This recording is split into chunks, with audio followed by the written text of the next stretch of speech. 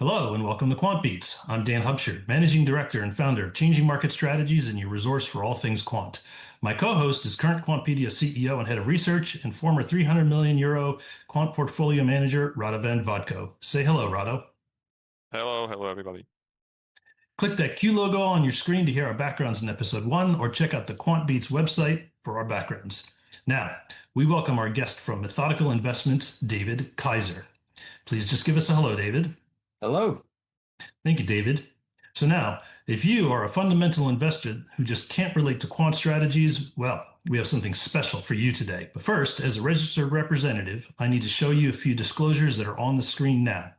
And at the end of the episode, we'll be giving you ways to contact me if you have questions for any of us about anything that you've heard here. Let's dip our toes into quantitative finance to help investors, quants, and anyone just curious to gain new insights into quant strategies, market dynamics, and the future of algorithmic trading. So David, can you please give us the 1-minute version of who you are, who your firm is, and what you do, and then Rado will take the discussion deeper into your background from there.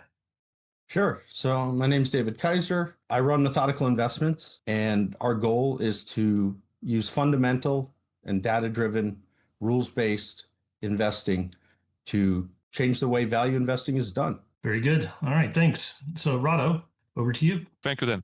And thank you, David. Thank you for joining us. As I know, you started as a fundamental investor and now you are a quant, which is like interesting journey. So if you can give us an overview how it happened and why it happened. So I actually, when I got into finance, I was a little more of a quant, and I was always looking at ways to, automate and kind of gain an edge with technology. And originally, and this was probably 2003 when I really got serious about it, I was looking at momentum and growth investing and had written some programs to kind of, exploit those things in the market. And after a couple of years, I started working as a fundamental value analyst, and I found value. And I realized, like John Lennon said, whatever gets you through the night. And for me, that's value investing. I found something, and I think it's important for anyone to do something that speaks to them, that they relate to, and that they're comfortable with. And so I started as a fundamental, qualitative value analyst. And after about 6 years, and this was, I guess, 2011, I had the thought that, value investing by nature is not that complex. And it's really about consistency and patience. And if you could take some of the core tenets of value investing, you could probably create a structure and a system to remove the subjectivity, remove the bias, and consistently take advantage of tendencies in times when value investing is really, when valuation matters, I should say.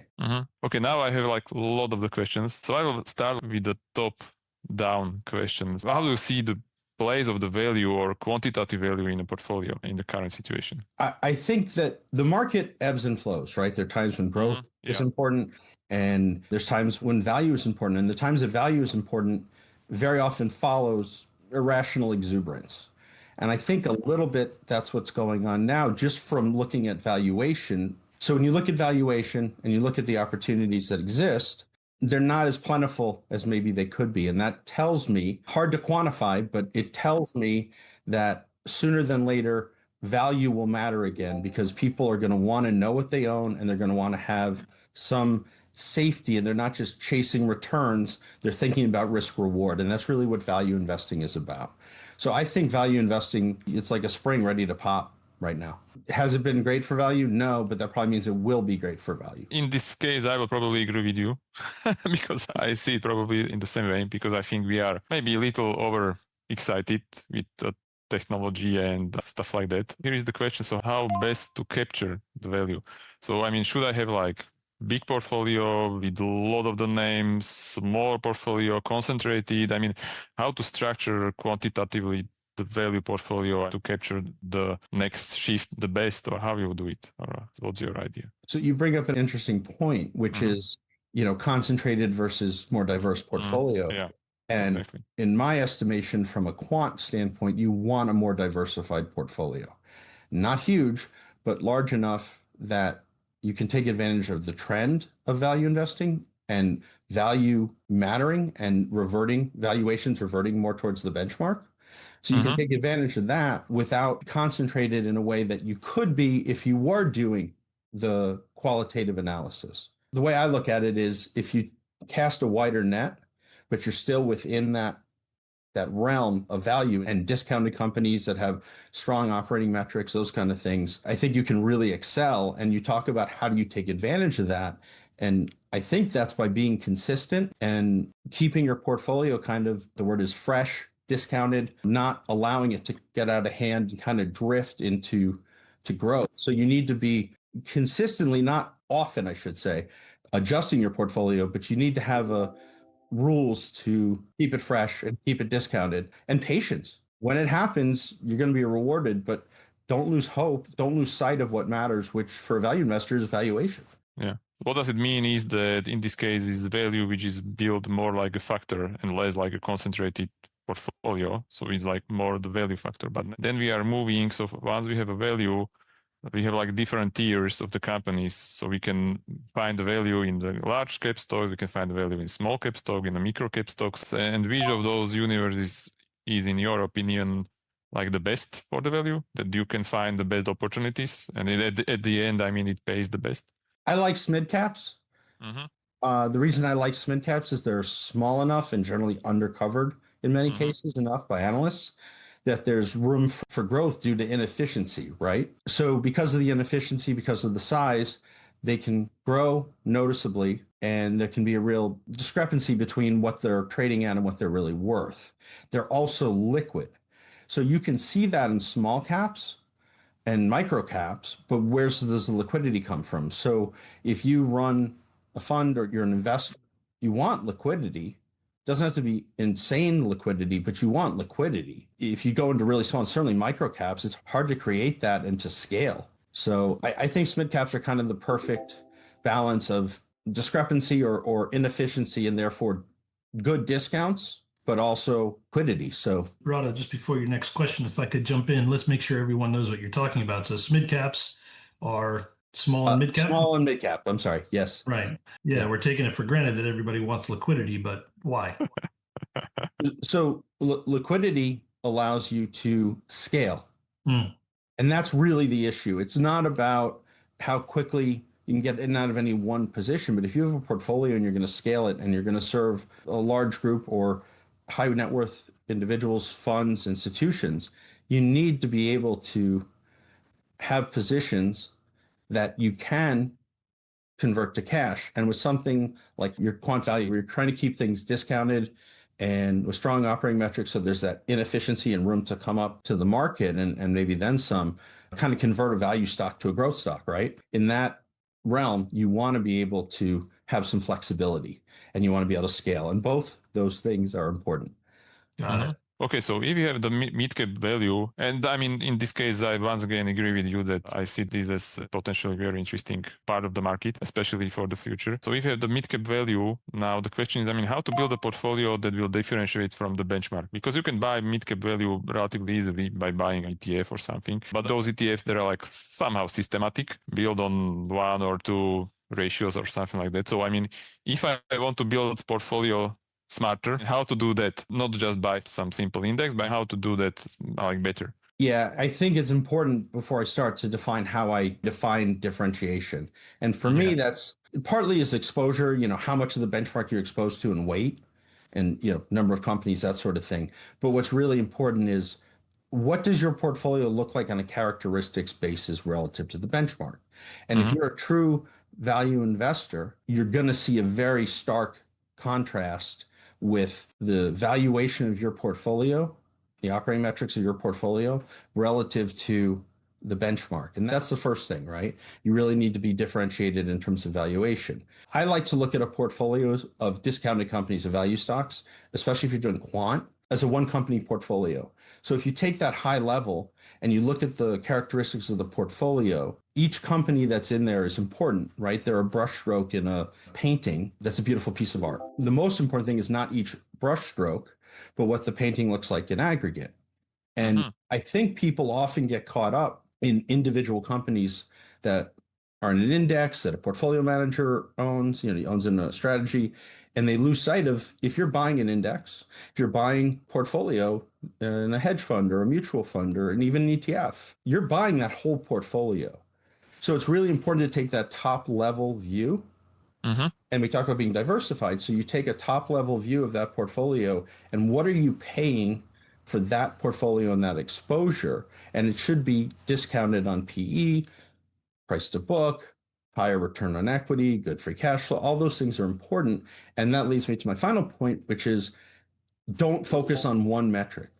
There are different times when different metrics will be in favor. There are also different metrics for different reasons. So you might like a discount metric, like PE being discounted can be advantageous because of growth and reversion, but price to book may give you a margin of safety, or a low price to book, I should say. So it's important to look at the portfolio from a holistic standpoint and from value from a holistic standpoint. Don't get caught in one metric, but really you want to paint a picture, like I said, or a piece of art that represents discount, good operating metrics. That's really important, is not to focus on any one thing or any one company and really focus on the bigger picture. Yeah. So on the portfolio construction at the end. Yes. So that's the important part of that. And once again, I agree. And here comes the question. So if the portfolio construction is important and there are like a lot of the different valuation ratios, P, PB, return on equity, etc., etc., I mean, how to combine them nicely into one portfolio? Optimization, how to mix them together and build that optimal portfolio of the stocks? I don't think you can look for a perfect company or even have a perfect portfolio. And I think this is important. First of all, when you're talking about portfolio construction, you want companies that are discounted in certain metrics or, higher return on equity, things like that. You don't want the absolute cheapest or most discounted company necessarily, right? That could be suspect. So I think one of the important things to do in portfolio construction is to remove outliers and really be in a position where you're looking for good companies that are, good discount, but not the most discount. I think that's number one. Number two is complementary metrics and putting a portfolio together where everything in the portfolio has a reason to be there and would be considered discounted, but they approach it from different ways. So you talked about, metrics. I think combining metrics are complementary and looking kind of at that intersection and then ranking companies that way and having a variety of metrics that you use and combinations and then combining them at the end to create a portfolio will give you that kind of holistic portfolio as if it was one company. Here is like the split between the quants. So when you look on more of the metrics, we can figure out 20 of them. Sure. And some of the quants, they like to combine all of those metrics together and then create one average metric, or let's call it this way, and sort all the companies based on that and pick the cheapest one, or what is it? There is like competing point of view, which is like, okay, let's treat every metric separately. Let's treat them as individual factors or something like that. And let's be diversified between the metrics. So let's buy 10% of the best stocks from this metric and from this and from this and from this, and then optimize them together. So do not combine those metrics into one final metric, but treat them separately. What is your preferred way how to slice the portfolio? I think it's important to figure out what metrics are the most important. I remember I said what helps you sleep at night, what drives things is maybe risk reward is the most important. Where does the reward come from? Where does the risk come from? And how do you mitigate the risk and create opportunity, right? So when you're looking at portfolio construction, I think they're both kind of right. So you need to rank and you need to compare, right? You can't just say, okay, these are the lowest PE and these are the lowest price to book. And like, as you said, find a spot where you're comfortable, like a cutoff and combine them. And that leads me to the next point, which is it is important to be disciplined and be consistent, but it's okay if you're shooting for that lower, whatever you want to say, quadrant of discounted companies to kind of take what the market gives you. I think it's important to be invested in most cases, but that means you need to take what the market's giving you and not have an absolute, I won't pay more than 5 times earnings. So, and then comes another question. So long only or long short? Or long and short, just like, I don't know, 40% short or something like that. What is your point of view? My point of view is if you're good at going long, go long.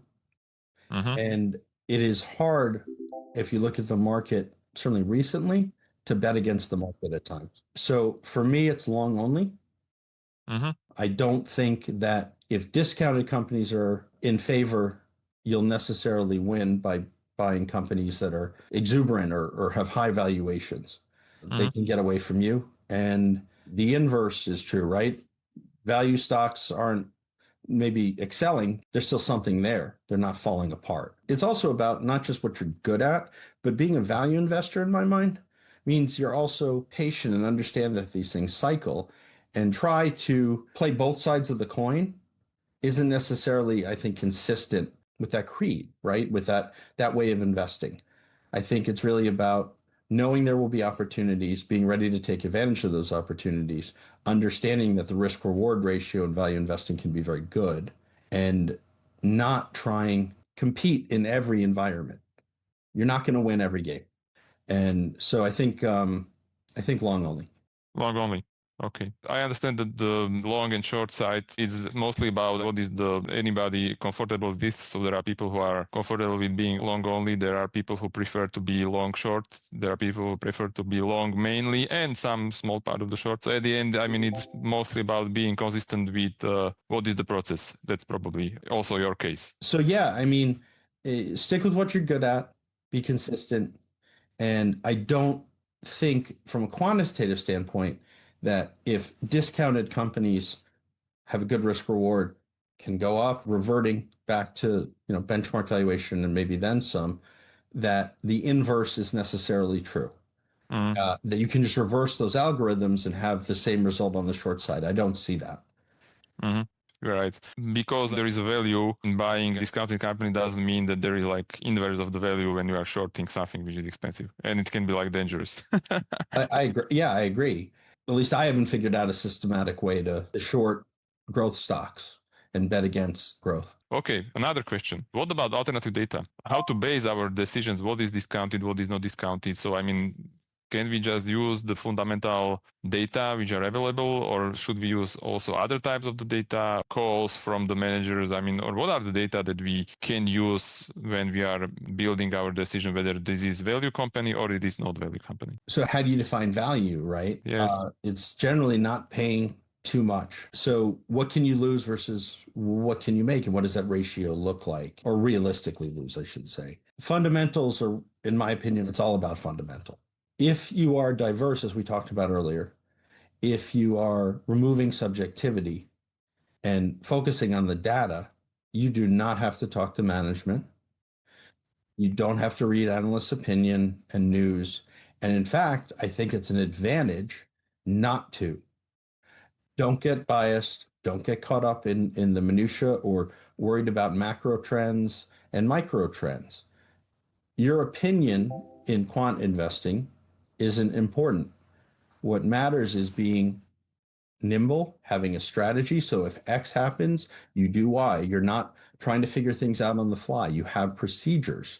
That's the point of quant, is to be consistent and to have a plan, so to speak.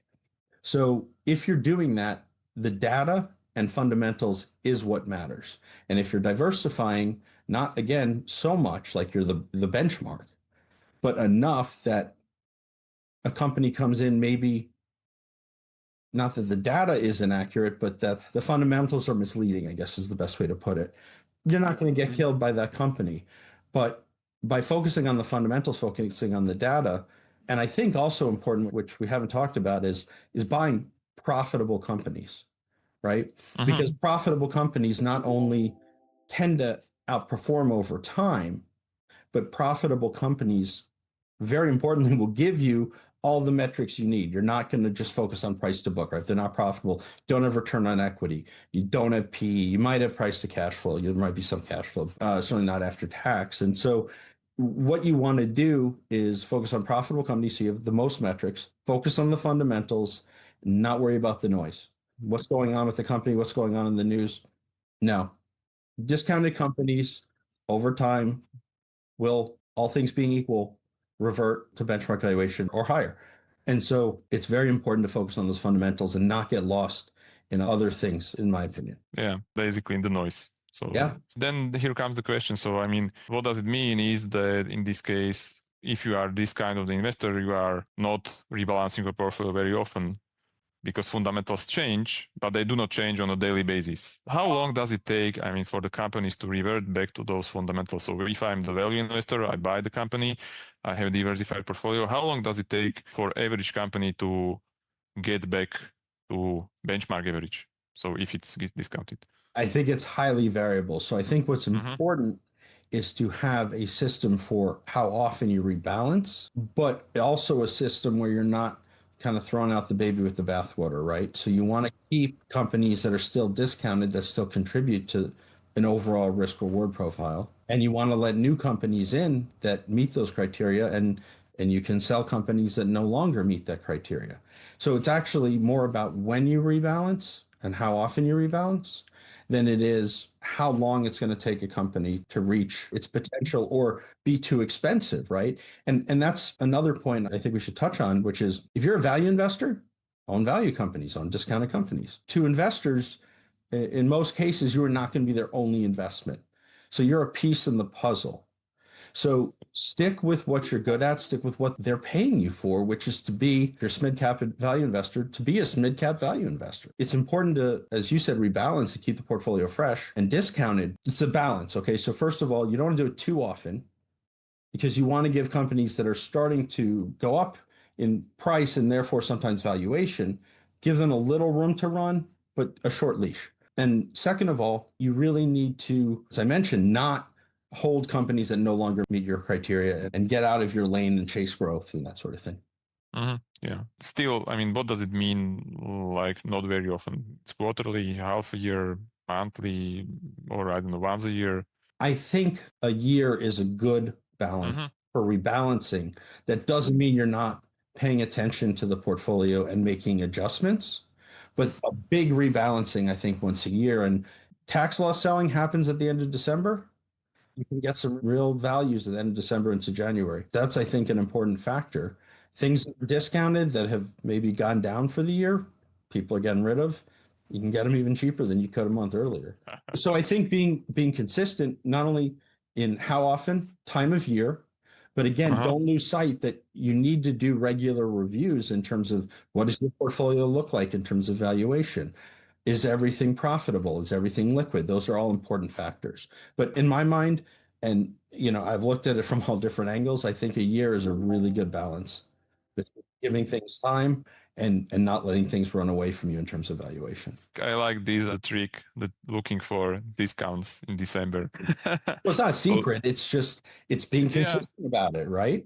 I mean, there are a lot of the people who underappreciate that there are counter trends in the market, and there really are counter trends. So if you are aware of that, I mean, it's possible to use them. Definitely, there are better times of the year when to buy something than the other times of the year. On that, when you talk about rebalancing, it's important to be consistent, as I mentioned, and when you do it, but it can be tempting at certain times to not want to do it or to be excited to do it early and that sort of thing. And again, if you're a value investor, your creed is patience. And that means I'm going to be consistent. I'm going to rebalance regularly. I'm going to take advantage of times when I can really, really get those discounted companies and valuation matters. And being quant, you have a system, right? And you have a time when you do that. And it can be tempting if the market, what was it in March, the market was down substantially, right?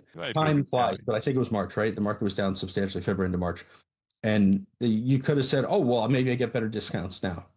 Okay. But then you're off kilter. And then what do you do the next year? And what's the inverse of that? And so I think just being consistent is really important. And you also asked about discount. What does that mean? What does value mean? And I think that means buying things that relative, right? I said not absolute earlier, relative to the benchmark and the market have discounted metrics and strong operating metrics. Again, not an absolute, but relative is really important. And how do you see the absolute valuation at the moment? Do you see opportunities to buy stocks, or are all of the stocks, more expensive than they were in the past? No, I think on a relative basis, there are still opportunities. On an absolute basis, yeah, they're probably, quote, more expensive, right? You're paying more for them. But on a relative basis, there's always opportunity. But if you look like through the first 9 months of the year, what performed? It was not low PE companies, for example. If you look at, I think the Russell 3000 has roughly 2,000 companies that are profitable in it, which is, I think, well, it's over 90% by weight. And if you take the bottom quartile, which is, about 500 companies, the cutoff was, below 14, basically, which you can say absolutely is high, whatever. Those companies basically didn't move the first 9 months of the year. Profitable companies, low discount, that was not a market driver. It's not about not finding opportunity. It's about when those opportunities play out. And that goes back to patience. Yeah, I understand. So there, on a relative basis, there are opportunities, but on absolute basis, it's more expensive. And yeah, the value is basically about we need to wait for the market to understand and get in line. But also, if you're buying on a relative basis, it doesn't really matter, right, what your opinion is on the absolute. Yeah. If you're a quant, in my mind, being quant means you're removing the subjectivity. But if you're relative, then it is what it is. This is what the market's given us. Yeah. And there's certainly times when you might say, well, this seems like an expensive time. And if you said that 2 years ago, where would you be? If you pulled out of the market. So, and that's when I goes back to what I said earlier about being invested. That's important. Yeah. How you invest and what you own is important, but trying to guess can be a difficult game. And it's different when you know that you want to be invested and your benchmark is basically small cap or mid cap index or mid cap value index, and you are on a relative basis trying to beat that index is something different than you are trying on absolute basis. Yeah. Sorry, and also that goes back to what I was saying about you're a piece of the puzzle, right? Yes. So if you have an investor and you're a piece of their investment puzzle, of their greater allocation, if they want to be in greater cash, they'll be in greater cash. If your job is to give them exposure to something, I think you should be invested pretty heavily most of the time. Yeah, definitely. Okay, and what about, the relative size? So, if you have 100 companies in a portfolio, so is it better to stick with approximately equal allocation between all of them? Or, is it better to have like priority lists? Those 10 are my top 10 picks, and I will give them quarter of the portfolio or half of the portfolio, or what is your point of view on this? I think when you're ranking companies and you're looking at it from different metrics, you probably have different lists, right? So you might have a list of complementary metrics A and B, or a bucket or a basket, whatever you want to call it. And then here's basket 2 with 2 other complementary, or maybe one of those in a different complementary metric, whatever it is. The way I look at it is when you combine these lists, companies that come up in more lists should be given a higher weight. If there's 100 companies on your list and there's redundancy in 10 of them, they would have twice the weight. Understand. So, if the company scores better over the multiple ratios, it should have the higher weight at the end. I believe that, yeah. Yeah, which argues for your combined factor quant construction versus allocating different parts of the portfolio to different value factors. Yeah, there is some concentration, but it's like small amount of the concentration when we compare it to really concentrated value, which likes to have 70% portfolio in 10 stocks. So, and at the end you win big, or you do not win at all. When you're being relative, again, 5% versus a 2.5% position is substantial, right? Yeah, okay. Definitely. And the other thing is, in my estimation, being a quant value investor means you're taking advantage of times when valuation matters, and you're not trying to hit the bullseye and pick, okay, this is the best company, right? Because you could be really right, you could be really wrong, you could be somewhere in the middle. But if the trend is, valuation matters, what we pay matters, owning a fairly diverse, not overly diverse portfolio of discounted companies that, again, if it was a one company portfolio is attractive, I think you can do very well. And you also don't have that added potential risk of being biased and kind of falling in love with the company. Do you hold it too long? Are you rationalizing? Those things, people can win on that and they can lose on that. And it's hard to be consistent with that kind of approach. Yeah, there's a lot to pull apart in there, but I'm kind of glad that we arrived at this point. And we're certainly not done yet, but I am already starting to think about what are the takeaways going to be. And what I've been trying to do is the discussion's evolving is keep score. What are the important points for the fundamental discretionary typical value investor, or portfolio manager or analyst even, versus what are the important takeaway points for the quantitative investor, portfolio manager, analyst. And I lost track of the numbers, to be honest with you. Am I winning? Yeah, I think you're winning.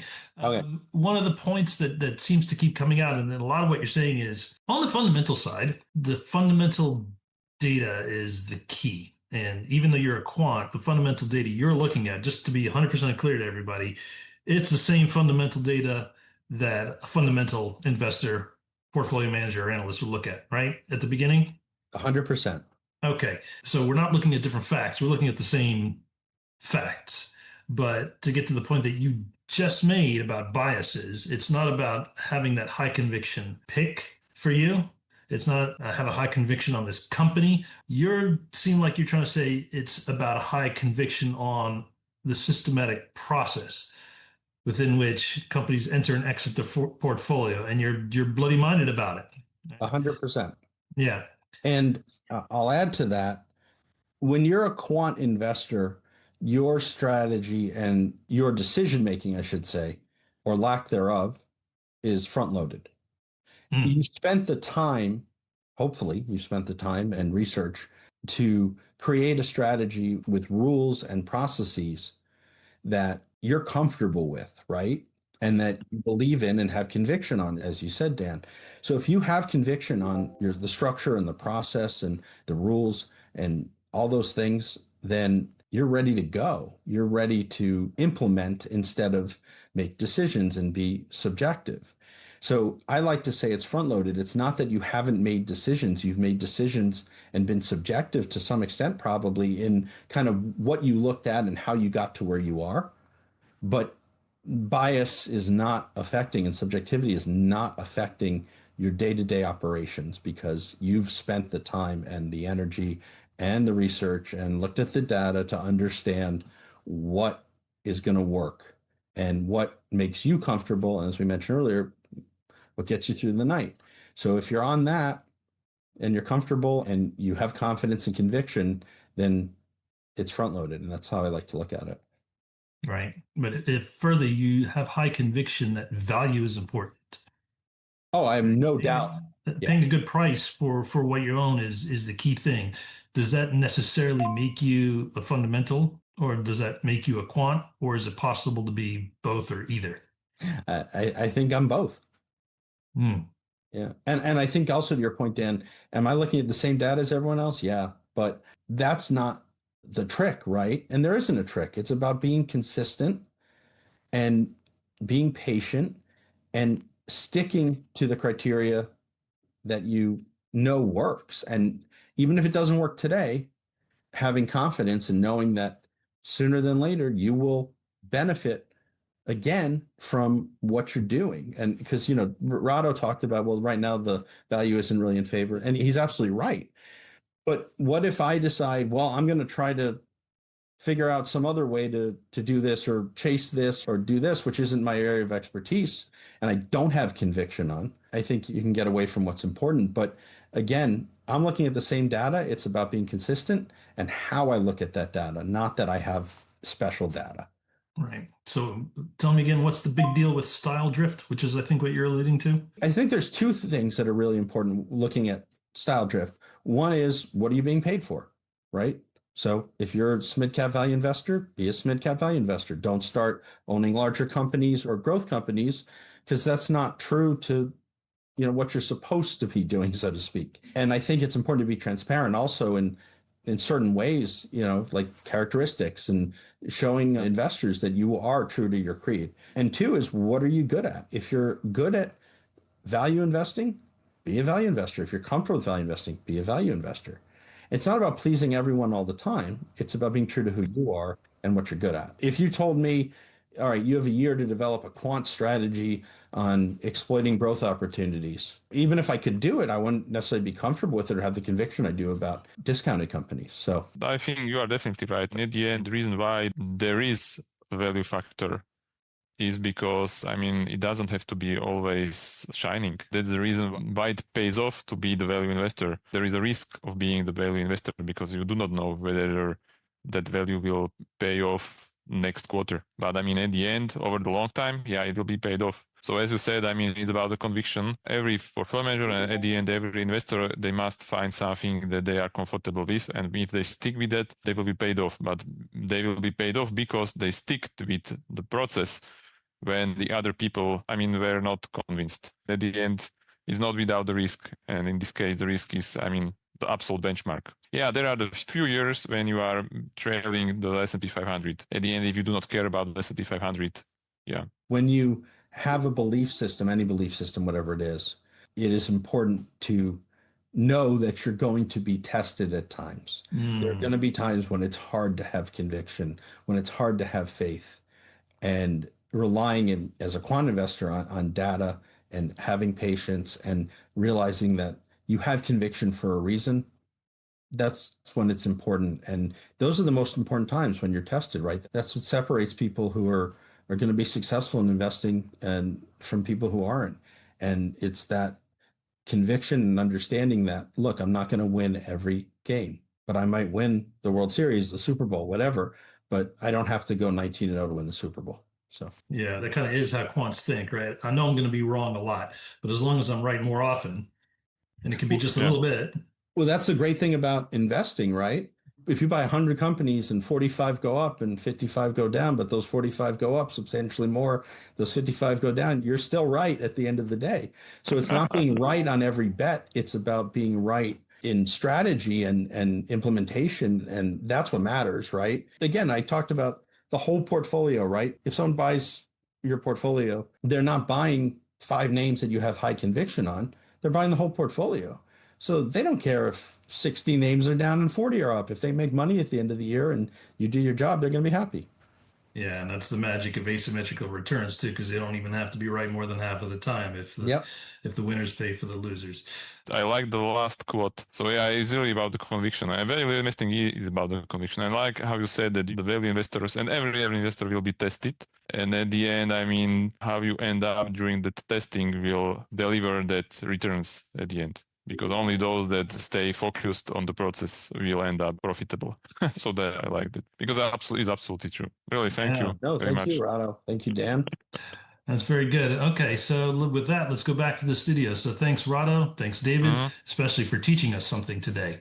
So now to meet David from Methodical Investments, or to tell us if you would like David back again to teach us some more, or to meet Rado from Quantpedia, or to join us as a guest, or if you're interested to otherwise support the channel, contact me, Dan Hupsher, at these details right down here.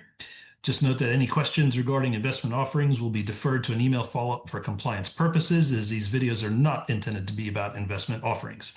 But if you like this video, please do come back for our next interview with a quant manager guest. You might also want to watch the other videos on the Quantbeats channel, so don't forget to like, comment, and subscribe to Quantbeats on YouTube. Again, you can get there via that Q logo in the corner of your screen. And finally, you can visit our websites and YouTube channels for more, shown here. So thanks for joining. And as always, what am I about to say? Have a quant day.